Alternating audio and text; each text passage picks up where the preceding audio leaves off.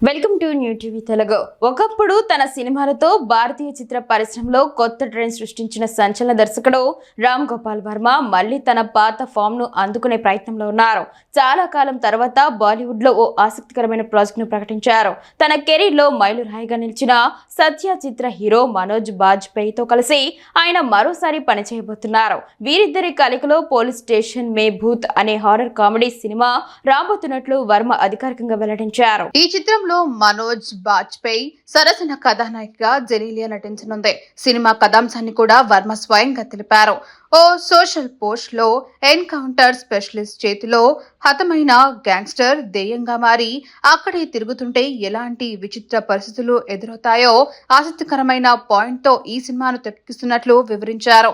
Horror చిత్రాలు తీయడంలో సిద్ధహస్తుడైన వర్మ ఈసారి దానికి కామెడీని జోడించి కొత్త ప్రయోగం చేయబోతున్నారు. రామ్ గోపాల్ వర్మ మనోజ్ బాజ్పేయి కాంబినేషన్ కు బాలీవుడ్ లో ప్రత్యేక గుర్తింపు ఉంది. వీరిద్దరి కలయికలో గతంలో సత్య, కౌన్, సూల్ వంటి విజయవంతమైన చిత్రాలు వచ్చాయి. ఇప్పుడు చాలా సంవత్సరాల విరామం తర్వాత ఈ ఇద్దరూ కలిసి పనిచేస్తుండటంతో ఈ ప్రాజెక్టుపై సినీ వర్గాల్లో అంచనాలు పెరుగుతున్నాయి.